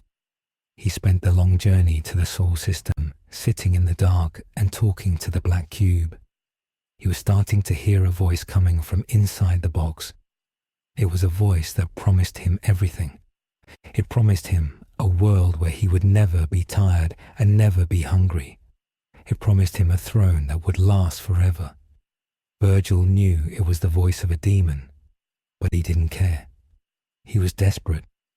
He reached the edge of the Sol system and saw the massive fortresses that guarded the way to Earth. There were thousands of guns and millions of soldiers. It was a wall of iron that went on forever. Vergil told his navigator to drive the ship straight into the middle of it. He said that he would provide the shield. He stood on the bow of the ship and raised his sword. A giant dome of blue light covered the vessel. The guns of the Imperium began to fire. The sky was filled with fire and noise. The ship shook and groaned, but the blue light held. Vergil was pushing himself to the limit. He was sweating, and his eyes were bleeding, but he did not stop. He was a force of nature. He was the storm. He reached the first gate and used the key to open the locks. The massive iron doors swung open and the ship sailed through. They were now inside the most sacred space in the galaxy. They could see the lights of Terra in the distance. It was a planet covered in gold and marble. It was a beautiful sight, but Vergil only saw a target. He knew that the Emperor was there. He wanted to see if the god of men was as strong as the legend said. But before he could reach the planet, a new ship appeared. It was not a ship of the Imperium or a ship of chaos. It was a golden vessel that looked like a bird. It was the ship of the Adeptus Custodes. These are the personal guards of the Emperor. They are even stronger than the Grey Knights. They are the best warriors in history. Their leader was a man named Trajan Valoris. He stood on the deck of his ship and looked at Vergil. He did not use a radio. He spoke with a voice that could be heard through the vacuum of space. He told Vergil that he had come a long way to die. Vergil did not answer. He just tightened his grip on his sword. He knew that this was the final test. He had made a choice to come here, and now he would see the outcome. The two ships moved toward each other like two predators. The air between them hummed with energy. The sailors on Vergil's ship were praying to a god they had forgotten. The soldiers were holding their breath. This was the moment that would change the galaxy forever. The small choice of a sergeant on a moon had led to a war at the gates of the palace. The history of the 41st millennium was being rewritten in the shadow of a blue blade. Vergil looked at the gold ship and felt a sense of pride. He was the only one in 10,000 years who had made it this far. He was the only one who had dared to challenge the throne. He was ready for the end. He was ready for the power. He stepped onto the hull of his ship and waited for the collision. The gold and the blue were about to meet, and the explosion would be felt in every corner of the universe. The story of Act 4 ends with the two fleets locking together in a deadly embrace. The outcome was massive and the cost was everything. Vergil was the master of his own destiny, and he was about to face the ultimate judge. The silence of the void was broken by the sound of 1,000 guns and the scream of a man who would be king. The choice was made and there was no going back. The path to the throne was open and only one man could walk it. The struggle for the soul of the galaxy had reached its peak. Every heart in the system was beating with fear. Every mind was focused on the blue light. The final act was waiting, and it would be a record of fire and gold. Vergil took his stance and prepared for the jump. He was a son of Sparda, and he would not fail. The strategy was complete, and the war was won or lost in this single moment. The records of the future would say that this was the day the stars turned blue. They would say it was the day the devil came home. And as the two ships hit each other, Vergil was already moving. He was a flash of light in a dark world. He was the ending of an age. The choices of the past were gone, and only the future remained. He would have his power, or he would have his death. There was no other way. The void of space around the planet Terra was no longer black. It was a bright sea of gold and blue fire. The flagship of Vergil had hit the gold ship of the Custodes with the force of a falling moon. Metal groaned and snapped like dry twigs. Vergil did not stay on his ship. He did not wait for the air to leak out. He stood on the very tip of the bow and jumped into the empty space. He did not need a suit. His demon blood kept him warm in the cold dark. He flew through the debris and landed on the hull of the gold ship. The metal under his boots was called auramite. It was the strongest metal in the galaxy. Vergil could feel the power inside the ship. It was a holy power that felt like a hot sun. He drew Yamato and sliced a hole in the roof. He dropped inside and was immediately met by 10 warriors in gold armor. These were the Custodes. They did not shout. They did not show fear. They moved with a grace that was even faster than the Grey Knights. Their spears had guns built into them, and they fired at Vergil from point-blank range. Vergil spun his sword so fast that he created a wall of steel. The gold bullets hit the blade and fell to the floor.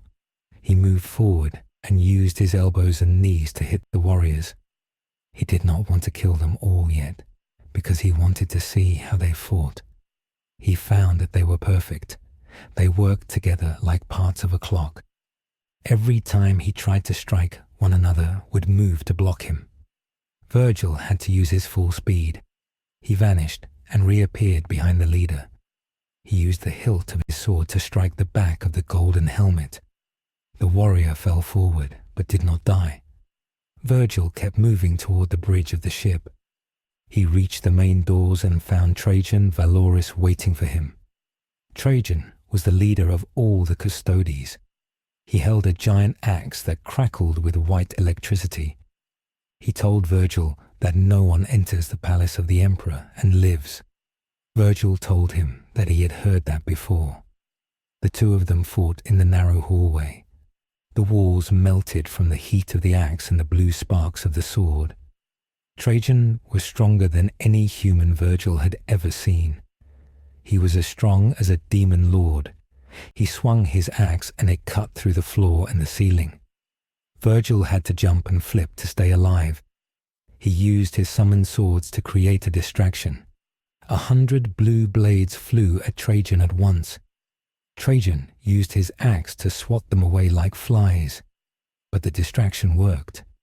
Vergil got close and slashed Trajan across the chest. The gold armor broke. Red blood spilled onto the floor. Trajan did not stop.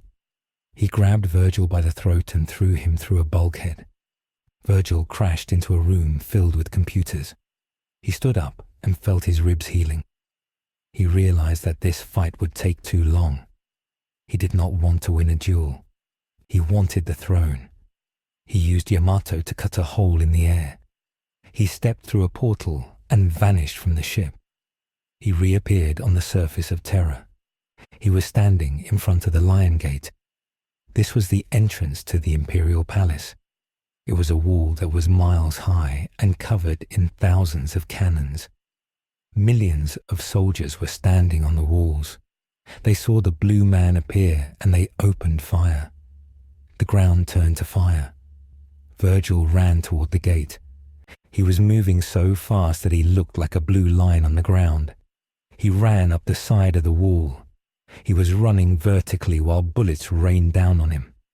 He reached the top and found the elite guards of the palace. They were called the Heteran Guard. They were the best of the best. They wore cloaks of red leather and carried shields that could stop a tank shell. Vergil didn't slow down. He used his Beowulf armor on his hands and feet. His hits became like small explosions. He punched the shields and sent the guards flying off the wall. He reached the inner gardens of the palace. This was a place of beauty that had been kept safe for 10,000 years. There were trees and flowers from worlds that no longer existed. Vergil felt a strange calm here, but he knew it was a lie. The whole planet was a giant tomb for a dying god. He walked toward the inner sanctum. The air began to vibrate with a psychic scream. It was the sound of the Emperor on his throne. The Emperor was a powerful psychic who held the galaxy together with his mind, but he was also a rotting corpse. Vergil could feel the pain of the man on the throne. It was a pain that had lasted for ages. Vergil reached the Eternity Gate. This was the final door. It was made of solid gold and was guarded by two giant robots called Titans. The Titans were as tall as buildings. They looked down at Vergil and prepared to step on him. Vergil looked at the black cube in his hand. He had taken it from the Necron Tower. He knew that the cube contained a power that could silence the warp. He crushed the cube in his hand and the energy flowed into his sword. Yamato began to glow with a green and blue light. Vergil swung the sword at the feet of the Titans. The energy cut through the metal legs like they were made of butter. The giant machines fell forward and crashed into the gate.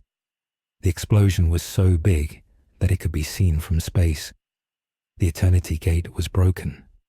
Vergil walked through the smoke and into the throne room. The room was so big that the ceiling was hidden in the clouds. In the center of the room sat the golden throne.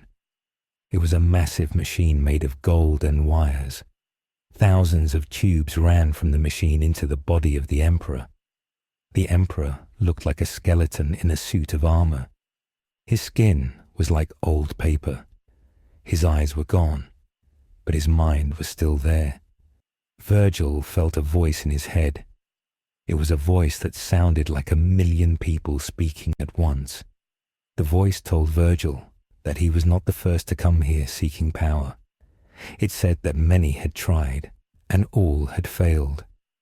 Vergil walked up the steps of the throne. He looked at the skeleton and did not feel afraid. He felt a sense of competition. He wanted to know if his blood was stronger than this psychic god. He raised Yamato to strike the machine. He wanted to take the energy for himself. But as he moved, the air in the room turned black. The four gods of chaos appeared in the shadows. They did not have bodies. They were just clouds of color and noise. Khorne was red and smelled like blood. Tzeentch was blue and sparkled with change. Nurgle was green and smelled like rot. Slaanesh was purple and sounded like a scream. They spoke to Vergil. They offered him a deal. They said that if he destroyed the Emperor, they would make him the fifth god of chaos. They would give him an army that would never die. They would give him a sword that could cut the universe in half. They said he would be more powerful than his father Sparda. Vergil stopped. He looked at the Chaos Gods and then at the Emperor. This was the final convergence. The strategic situation was clear. If he joined Chaos, the galaxy would burn, but he would be a king. If he killed the Emperor, the warp would swallow the world. If he did nothing, he would die in this room. Vergil looked at his sword. He thought about his brother Dante. Dante always fought for the weak. Vergil always fought for himself. But Vergil was also a man of pride. He did not like the idea of being a servant to the Chaos Gods. He did not like their messy way of doing things. He wanted order. He wanted his own order. He looked at the Emperor and saw a man who had tried to build an order and failed. He saw a man who was trapped in a machine. Vergil made his choice. He did not join the Chaos Gods. He did not serve the Emperor. He turned to the Chaos Gods and told them that they were nothing but parasites. He said that he would not be their champion. Then he turned to the Emperor and said that his time was over. Vergil drove Yamato into the heart of the Golden Throne.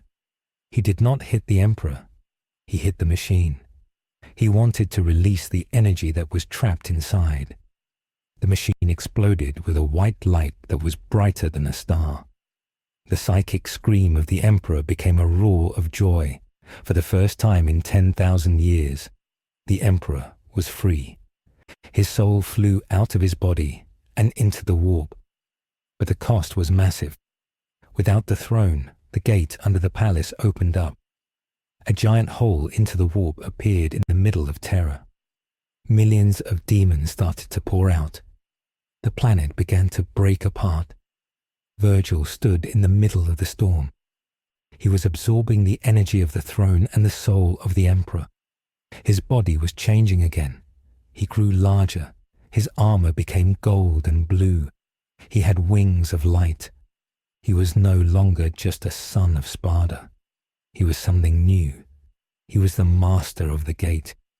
He used his new power to grab the edges of the warp hole. He began to pull it shut with his bare hands. It was a struggle of pure will. The Chaos Gods were screaming in anger. They tried to pull him in, but he was too strong. He was using the power of the Necron cube to stabilize the space. He was a bridge between the physical world and the spirit world. He stayed there for days and then weeks. He was holding the galaxy together by his own strength. Outside the palace, the war was still happening. The Custodes and the survivors of the Ghost Fleet were fighting the demons. They saw the light coming from the throne room. They saw the blue and gold shadow. They did not know what was happening, but they felt the warp getting weaker. The shadow of Vergil was pushing the darkness back. But the price was his own life. To hold the gate shut, he had to stay in the throne room forever. He could not leave. He could not seek more power. He was now the new prisoner of the throne. He had reached the ultimate power, but he could not use it. He had become the thing he hated most. He was a ruler of a dead room. This was the final unavoidable offer. The universe had given him power, but it had taken his freedom. Vergil sat on the steps of the broken throne. He watched the demons vanish as the hole got smaller. He saw the golden warriors enter the room. They knelt before him. They thought he was the new emperor. Vergil looked at them with cold eyes. He told them to leave. He told them that he wanted to be alone. He closed his eyes and felt the weight of the entire galaxy on his shoulders. He was the storm that had finally stopped. He was the god of a dying world. The strategic outcome was a stalemate. Chaos had not won. The Imperium had not won. But the rules had changed. The Emperor was gone, and a new power was in his place. The galaxy was still a dark and scary place, but there was a new order. It was a cold and hard order. It was the order of the blade. The chronicle of Vergil ended here. He had arrived as a stranger and left as a legend. He had fought the best and won, but he had lost himself in the process. The history books would call this the Great Reset, the day the blue light saved the world and then went out. Every event that happened after this day was a result of Vergil's choice. The Space Marines changed their tactics. The Inquisition became even more fearful. The Necrons went back to sleep because they saw that the warp was under control. The Tyranids moved to other galaxies because there was no more psychic noise to draw them in. The universe was quiet for the first time in an age, but it was the quiet of a graveyard. Vergil sat in the dark and waited for the end of time. He held Yamato in his lap and did not move. He was a statue of a god. He was a son of Sparda who had found his throne, and it was a throne of cold gold and endless duty. The story of the Blue Devil was over. The story of the Blue Emperor was just beginning. The final strategic condition was a galaxy that was safe but frozen. There was no more change. There was no more chaos. There was only the will of the man on the throne, and his will was a cold blue flame that would never go out. The soldiers on the ground went back to their lives. They rebuilt the cities. They grew food in the ruins. They told stories to their children about the man who fell from the sky. They called him the Savior. They did not know the truth. They did not know the cost. They only knew that the sun was shining and the demons were gone. The cost was one man's soul and the freedom of 1 billion people. But in the 41st millennium, that is considered a bargain. The transition to the new age was complete. The strategic chain reaction had reached its final state. The universe was different, and it would never go back to the way it was. Vergil had cut the path and the galaxy had followed. He was the beginning and the end. He was the power and the glory, and he was very much alone. The shadows in the throne room were long and deep. The only light came from the blue sword. It was a small light, but it was enough to see the way. Vergil breathed in the dusty air and prepared for his long watch. He would be there until the stars grew cold. He would be there until the last human died. He was the king of the dark, and he was ready for the silence. The choices he made had led him to this spot, and he did not regret them. He had power, he had might, he had everything he ever wanted, and it was exactly as cold as he thought it would be. The story ends with the image of a man in a blue coat sitting on a gold chair in a room filled with ghosts. He is the master of all he sees, and he sees nothing but the dark. This is the logic of power. This is the consequence of being a god. This is the legend of Vergil in the world of the 41st millennium. The record is closed. The archive is full. The history of the war for Orestes and the siege of Terra is finished. There are no more words to write. There is only the long and cold night. The soldiers are sleeping, the ships are waiting, the gods are gone, and Vergil is on the throne. The final convergence is over, and the new world is born. It is a world of steel and silence. It is a world of the blade. The blue light flickered once and then stayed steady. It was the only thing left in the heart of the palace. It was the only thing left in the heart of the galaxy. The Son of Sparda had won the long war. He had taken the crown, and the universe would never be the same again. Every choice led here. Every death was for this. The blood and the fire were the price of the peace. Vergil held his sword tight and looked into the future. He saw 1,000,000 years of duty. He saw 1,000,000 years of being alone. He accepted it.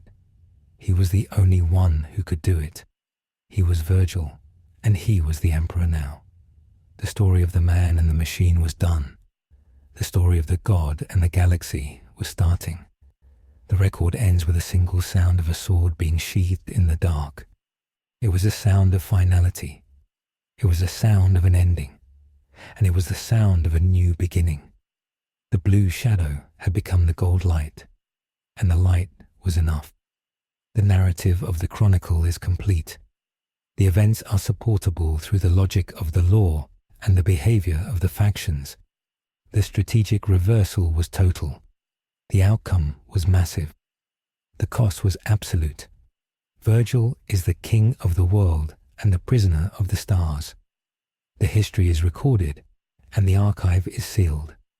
The end of the 41st millennium has been written in the shape of a blue blade. The era of chaos is over, and the era of the sword has begun. Vergil is waiting. He is watching. He is the emperor, and he is enough. The story ends here. There is no more to tell. The final battle is won, and the final peace is here. It is a cold peace, but it is better than the war. The sons of the emperor are gone, and the Son of Sparda remains. He is the last man standing in a galaxy of monsters. He is the master of the throne. He is the ruler of the light. He is Vergil, and he is the end of all things. The records are placed in the deepest vault of the library. They will be kept safe for those who come after. They will show the path that was taken. They will show the price that was paid. And they will show the face of the man who saved the galaxy by breaking it. The archive is now silent. The work is done. The chronicle is finished. The history of the Blue Devil is a legend that will never die. It is a story of power and the will to use it.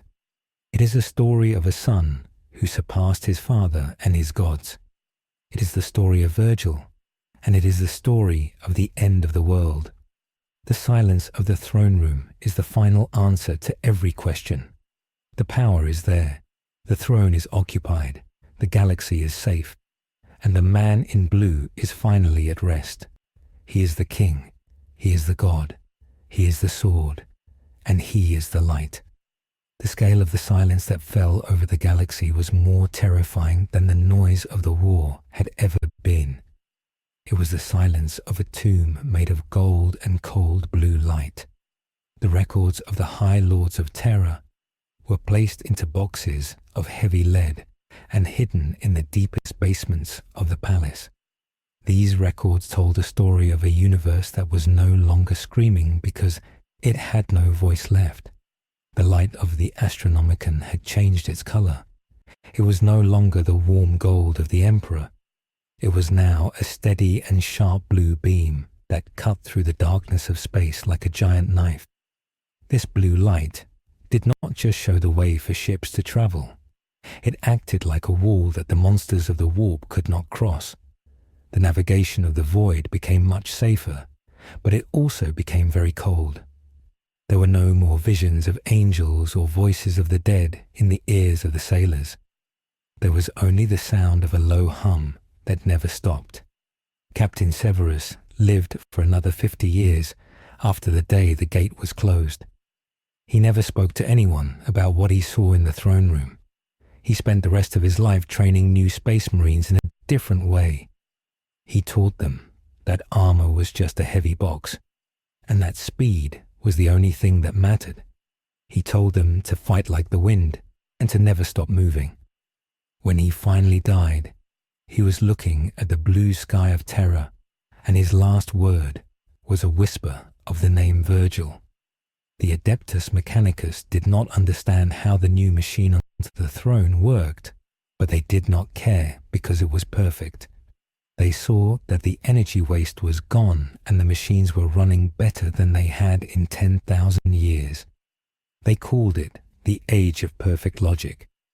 They began to build new ships that were thin and sharp and did not have the heavy statues or the big cathedrals on the decks. The Inquisition changed its mission too. They stopped hunting for small sins and started hunting for weakness. They believed that the new ruler wanted a galaxy of people who were as hard and as cold as his sword. The fear in the galaxy was still there, but it was a different kind of fear. It was the fear of being seen as a broken part in a giant machine. People were safe from demons, but they were no longer free to dream.